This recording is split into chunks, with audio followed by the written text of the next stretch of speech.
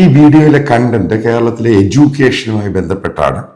ഞാൻ നേരത്തെ education ബന്ധമായിട്ട് private യൂണിവേഴ്സിറ്റികൾ കേരളത്തിൽ വരുന്നതുമായി ബന്ധപ്പെട്ടൊരു വീഡിയോ ചെയ്തിരുന്നു. അപ്പോൾ എൻ്റെ പല സുഹൃത്തുക്കളും എനിക്ക് പേഴ്സണലി മെസ്സേജ് അയച്ചു, ഇവിടുത്തെ വിദ്യാഭ്യാസത്തെ പറ്റി സീരിയസ് ആയിട്ട് വീഡിയോ ചെയ്യണം. അപ്പം ഞാനത് തീരുമാനിച്ച് അതിൻ്റെ ഭാഗമായിട്ടാണ് ഈ രണ്ടാമത്തെ വീഡിയോ ചെയ്യുന്നത്. കേരളത്തിലെ സ്കൂൾസിനെ പറ്റിയാണ്. അപ്പം ഇതേപോലുള്ള സീരിയസ് ആയിട്ട് വീഡിയോ ഇടയ്ക്കിടയ്ക്ക് എൻ്റെ അനുഭവം, എൻ്റെ കുട്ടികളുടെ അനുഭവം, ഞാൻ മറ്റുള്ളവരോട് സംസാരിച്ച അനുഭവം, അതേപോലെ വിദ്യാഭ്യാസ എക്സ്പേർട്ടുകൾ അവരോട് ചോദിച്ച അനുഭവം, ഇന്ത്യയിലെ പല ഭാഗത്തും സിറ്റികളാണെങ്കിൽ ലോകത്തിൻ്റെ പല ഭാഗത്തും പോയിട്ടുള്ള അനുഭവം, അവിടുത്തെ ഇൻസ്റ്റിറ്റ്യൂട്ടും യൂണിവേഴ്സിറ്റിയും എഡ്യൂക്കേഷനും കണ്ട അനുഭവം ഒക്കെ വെച്ചാണ് ഓരോ വീഡിയോയും തയ്യാറാക്കുന്നത്. ഇപ്പോൾ ഒന്നാമത് നമ്മൾ മനസ്സിലാക്കേണ്ടത്, കേരളത്തിലെ മന്ത്രിയും മുഖ്യമന്ത്രിയും എഡ്യൂക്കേഷൻ മിനിസ്റ്റേഴ്സ് എക്സ്പേർട്ടുകളൊക്കെ പറയുന്നത് കേരളത്തിൻ്റെ സ്കൂൾ വിദ്യാഭ്യാസം ഭയങ്കരമാണെന്നാണ്. ഞാൻ അടിവരയിട്ട് പറയാം, ഈ ഇന്ത്യയിലെ നഗരങ്ങളെ അപേക്ഷിച്ച് നോക്കുകയാണെങ്കിൽ, ഞാൻ പറയുന്ന നഗരങ്ങൾ, ഇന്ത്യയിലെ സ്കൂൾ വിദ്യാഭ്യാസം എന്ന് പറഞ്ഞത് ഏറ്റവും പൊട്ടയാണ്, മണ്ടത്തരമാണ്, വിഡ്ഢിത്തരമാണ്. അപ്പം നിങ്ങൾ ചോദിക്കുക എന്താ കാരണം? ചില കാരണങ്ങൾ ഞാൻ പറയുന്നത് നിങ്ങൾ തന്നെ അനലൈസ് ചെയ്ത് നോക്കുക. SSLC എക്സാമിനേഷൻ എഴുതുന്ന എത്ര കുട്ടികളാണ് ജയിക്കുന്നത്? എല്ലാവരും പറയുന്നത്, ഗവൺമെന്റ് പറയുന്നത്, പത്രങ്ങളിൽ കൂടെ ഞാൻ കാണുന്നത് 98% വിജയമാണ് SSLCക്ക്. ആൻസർ എഴുതണ്ട, ക്വസ്റ്റ്യൻ മാത്രം എഴുതിയാൽ മതി, വിജയിക്കുകയാണ്. ഇപ്പൊ ഈ 98% വിജയം കിട്ടുന്ന ഒരു കുട്ടി ആലോചിച്ച് നോക്കുക നിങ്ങൾ, എങ്ങനെയാണ് അവൻ ഫർദർ പോകുന്നത്? ഇതാണ് പൊട്ടത്തരം, മണ്ടത്തരം എന്ന് പറയുന്ന സംഭവം. ഞാൻ ഈ പറയുന്ന കേരളത്തിലെ സ്കൂൾ വിദ്യാഭ്യാസം എന്ന് പറയുന്നത് കേരള സിലബസിലുള്ള ഇംഗ്ലീഷ് ആണെങ്കിലും മലയാളമാണെങ്കിലും ഒരു കാരണവശാലും നിങ്ങളുടെ കുട്ടികളെ ഈ സ്കൂളുകളിൽ പഠിപ്പിക്കരുത്. ഞാൻ വളരെ വെൽ റിസർച്ച് ചെയ്ത സംഭവമാണ് ഈ പറയുന്നത്. അതിൻ്റെ കാരണം എന്താ? ഒരു കുട്ടി സ്കൂളിൽ പഠിക്കുന്ന സമയത്ത് അതാണ് അവൻ്റെ ബഡ്ഡിങ് സ്റ്റേജ്. ബഡ്ഡിങ് സ്റ്റേജിലാണ് അവൻ പല കാര്യങ്ങളും പലതും മനസ്സിലാക്കി പഠിക്കേണ്ടത്. ഒന്ന്, അതിന് പറ്റിയ സിലബസ് അല്ല കേരളത്തിലെ സ്കൂളിൽ, അതായത് കേരള ഗവൺമെന്റ് അഡോപ്റ്റ് ചെയ്തിരിക്കുന്ന ഈ സ്കൂൾ വിദ്യാഭ്യാസത്തിന്റെ സിലബസ്. അപ്പം എന്താണ് അടുത്ത പോംവഴി? നിങ്ങൾ ചോദിക്കാം. ഒറ്റ സംഭവമേ ഉള്ളൂ, നിങ്ങൾ ഏതെങ്കിലും ഒരു CBSE സിലബസിലുള്ള സ്കൂളുകളിലോട്ട് കുട്ടികളെ മാറ്റണം. കാരണം ഇന്ത്യയിലെ CBSE സിലബസിന്റെ സംഭവം എന്ന് പറയുന്നത് ഗ്ലോബൽ സ്റ്റാൻഡേർഡാണ്. ഒരു CBSE പഠിക്കുന്ന കുട്ടിയും കേരള സിലബസിൽ പഠിക്കുന്ന കുട്ടിയും തമ്മിൽ ആനയുടെയും ആടിൻ്റെയും എലിയുടെയും ഒക്കെ വ്യത്യാസമാണ്. അവൻ ഭയങ്കര കേപ്പബിളാണ്. കാരണം ഒന്നാമത് അവൻ ലാംഗ്വേജിൽ കേപ്പബിളാണ്, അവൻ പഠിക്കുന്ന കാര്യം കാരണം ടഫാണ് ഈ സംഭവം. അതിൻ്റെ അകത്ത് 98% ജയിക്കാനൊന്നും പറ്റുന്നൊന്നുമില്ല. അവനും ആ പെൺകുട്ടിയാണെങ്കിലും ആൺകുട്ടിയാണെങ്കിലും നല്ല പോലെ പഠിച്ചാൽ മാത്രമേ CBSE കടന്നുകൂടാൻ പറ്റത്തുള്ളൂ. ഏറ്റവും സത്യസന്ധമായ കാര്യമാണ്. അതുകൊണ്ട് പിള്ളേരത് പഠിക്കുമ്പോൾ അവരെ മോൾഡ് ചെയ്യും, ഷേപ്പ് ചെയ്യും. അതായത് സ്കൂൾ വിദ്യാഭ്യാസം കഴിയുമ്പോഴേ കുട്ടികൾക്കൊരു തോന്നലുണ്ടാകും അടുത്തത് എന്താണ് ചെയ്യേണ്ടത്. ഇവിടെ 98% വിദ്യാഭ്യാസം കൊടുത്തു കഴിഞ്ഞിട്ട് ഈ കുട്ടി ഒന്നാമത് പഠിക്കുന്നില്ല, അവൻ വെറുതെ ക്വസ്റ്റ്യനും ആൻസറും വെറുതെ എഴുതുന്നു. അവൻ എഴുതിയാലും എഴുതിയില്ലെങ്കിലും അവൻ ജയിക്കുന്നു. പിന്നെ അവനെന്താ പിന്നെ മനസ്സിലാക്കേണ്ടത്? അതായത് ഇതിനകത്ത് കുറ്റക്കാർ കുട്ടികളല്ല, ഇതിനകത്ത് പ്രധാന കുറ്റവാളികൾ എന്ന് പറയുന്നത് ഗവൺമെന്റ് ആണ്. ഗവൺമെന്റ് അവരുടെ കാര്യങ്ങൾ ഹൈലൈറ്റ് ചെയ്യാൻ വേണ്ടി എല്ലാവരെയും പാസ് ചെയ്ത് കൊടുക്കുന്നു. അതോടുകൂടി ആ കുട്ടിയാണ് നശിക്കുന്നത് എന്നുള്ള സംഭവമൊന്നും ഗവൺമെന്റ് ബോധേഡല്ല. അതേപോലെ തെറ്റുകാരാണ് പേരൻസ്. നിങ്ങളിത് മനസ്സിലാക്കിയിരിക്കണം. നിങ്ങളുടെ കുട്ടി നല്ല എഡ്യൂക്കേഷൻ കിട്ടണോ വേണ്ടായോ? അതിന് കേരളത്തിലെ സിലബസ് ആണോ CBSE ആണോ നല്ലത്? CBSE തന്നെയാണ് നല്ലത്. ഇനി മറ്റൊരു കാര്യം, പ്രധാനപ്പെട്ട കാര്യം ഞാൻ പറയുന്നത് നിങ്ങൾ ശ്രദ്ധിച്ച് കേൾക്കുക. മലയാളം എന്ന് പറഞ്ഞ ലാംഗ്വേജ്, ഞാൻ മലയാളം പഠിച്ച് ഈ പ്രോഗ്രാം തന്നെ മലയാളത്തിലാണ് ചെയ്യുന്നത്. ഈ ഭാഷ നമുക്ക് കമ്മ്യൂണിക്കേറ്റ് ചെയ്യാൻ വേണ്ടി മാത്രം പഠിച്ചാൽ മതി. അതായത് സംസാരിക്കാനും എഴുതാനും വായിക്കാനും. അല്ലാതെ മലയാള ഭാഷയ്ക്കാരുടെ ഗദ്യം, വൃത്തം, കൃത്തം, കോപ്പ് ഇത് പഠിച്ചിട്ട് എന്ത് ഗുണമുള്ളത്? നിങ്ങൾ അറിയാത്തവരോട് എന്നോട് പറഞ്ഞു എന്ത് ഗുണമാണ് ഗദ്യം, ഇത് അങ്ങനെ പോകുമ്പോൾ ഇങ്ങനെ ആവുന്നു, ഇങ്ങനെ പോകുമ്പോൾ അങ്ങനെയാകുന്നു, ഇത് പഠിച്ചിട്ട് എന്ത് ഗുണമുള്ളത് നിങ്ങൾ പറഞ്ഞതാ. അതായത് മലയാള ഭാഷ എന്ന് പറയുന്നത് കമ്മ്യൂണിക്കേറ്റ് ചെയ്യാൻ വേണ്ടി മാത്രമേ ഉപയോഗിക്കാവൂ. പിന്നീട് ഈ കുട്ടികൾ പഠിക്കേണ്ട പ്രധാനപ്പെട്ട ഭാഷ എന്ന് പറയുന്നത് CBSE ഇംഗ്ലീഷ് ആവുമ്പോൾ ഈ കുട്ടികൾക്ക് ബേസ് കിട്ടുക, അതായത് കമ്മ്യൂണിക്കേറ്റ് ചെയ്യാൻ പറ്റുമോ, അതുപോലെ മോൾഡ് ചെയ്യുക, അവർ ഷേപ്പ് ചെയ്യുക. പിന്നെ ഈ പേരൻസിന് ഈ പറയുന്ന പോലെ പ്രശ്നമൊന്നും ഉണ്ടാകരുത്. പിന്നെ മറ്റൊരു കാര്യം, നിങ്ങളിപ്പോൾ ഈ അക്കാഡമിക് ഇയറിൽ കേരള സിലബസിൽ പഠിക്കുന്ന കുട്ടി അടുത്ത അക്കാഡമിക്കിൽ CBSE മാറ്റുമ്പോൾ ആലോചിക്കേണ്ട നിങ്ങൾക്ക് പേടിയാണ്, കാരണം തോറ്റുപോവുക. അവൻ 1, 2, 3 വർഷം തോക്കട്ടെ, അത് അതിലെന്ത് നഷ്ടപ്പെടാനാ ഉള്ളത്? അവൻ കൂടുതൽ പഠിക്കും. ഈ 98% കിട്ടി പുറത്തു വരുന്നവൻ അതിനുശേഷം അവൻ എങ്ങോട്ടാ പോകുന്നത്? അവൻ എത്രയോ പ്രാവശ്യം തോക്കുന്നത്? അവൻ 5, 6, 10 വർഷം ഇല്ലാതാകുന്നു. അതിനേക്കാൾ ഉപരിയല്ല CBSE അവൻ പഠിക്കുമ്പോൾ 1, 2, 3 വർഷം തോറ്റിട്ട് അവൻ മുന്നോട്ട് പോയി കഴിഞ്ഞാൽ പിന്നെ അവൻ ജയിക്കുകയാണ് എല്ലായിടത്തും.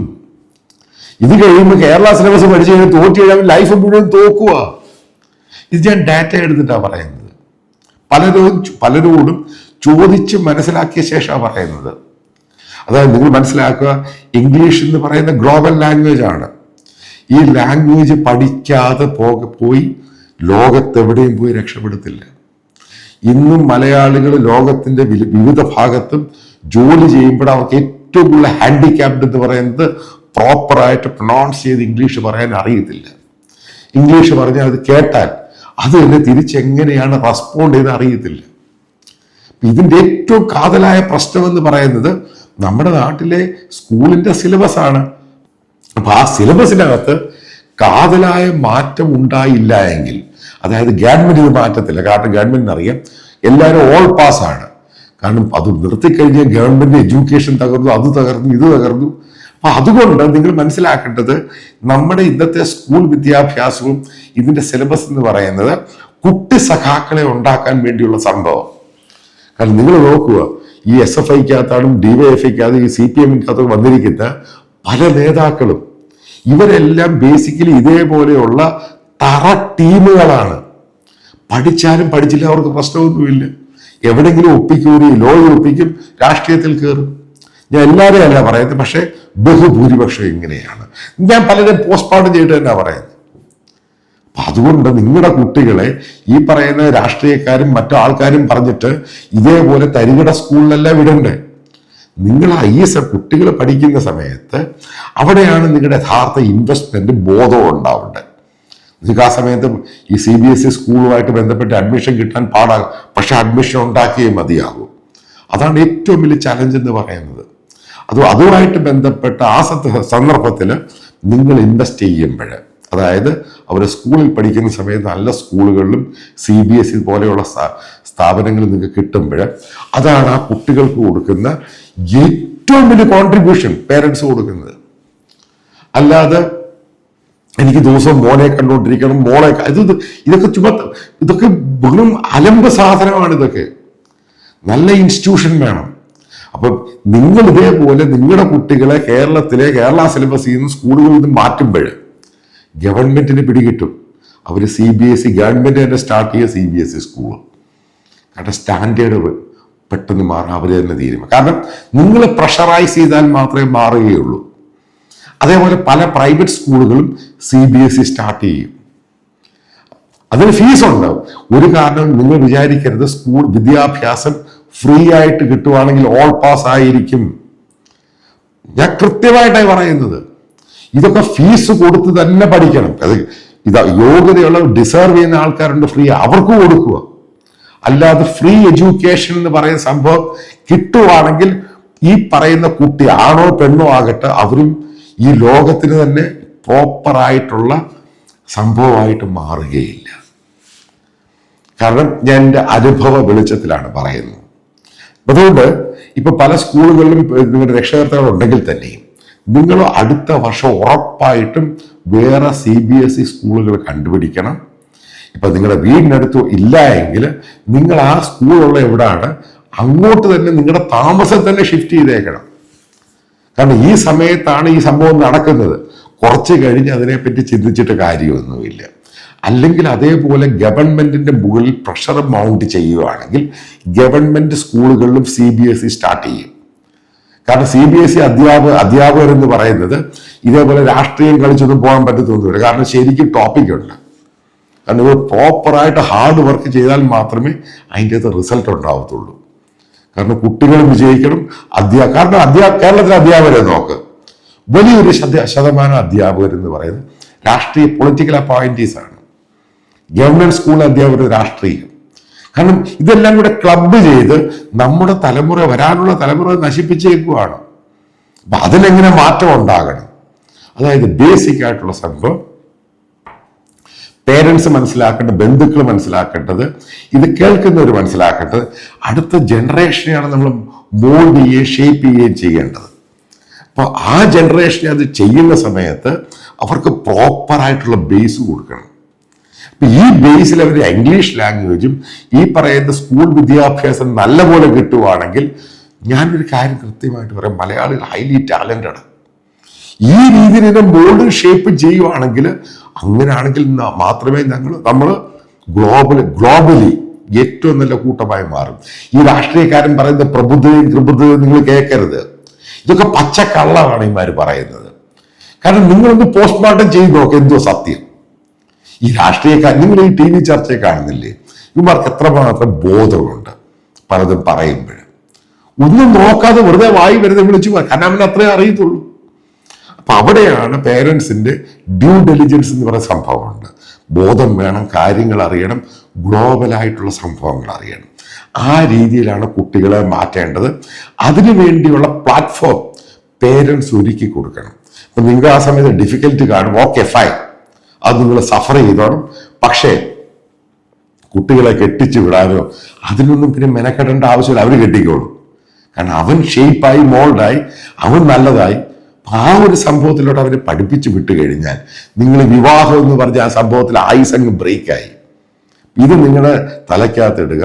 കേരളത്തിലെ വിദ്യാഭ്യാസ സ്ഥാപനം, അതായത് ഈ കേരള സിലബസിലും കേരളത്തിലെ മലയാളം മീഡിയം സ്കൂളിലൊക്കെ പഠിക്കുന്ന കുട്ടികളുടെ പേരൻസ് അവരുടെ കുട്ടികളെ മാറ്റുക, പൂർണ്ണമായിട്ടങ്ങ് മാറ്റുക. അവരെ CBSE സിലബസ്, ഗ്ലോബൽ സിലബസിൽ തന്നെ പഠിപ്പിക്കുക. അവരെ ഈ ലോകത്തിന് ആവശ്യമുള്ളവരാക്കി മാറ്റുവാൻ ഓരോ പേരൻസിൻ്റെയും കടമയാണ്. അത് നിങ്ങൾ നിറവേറ്റണം.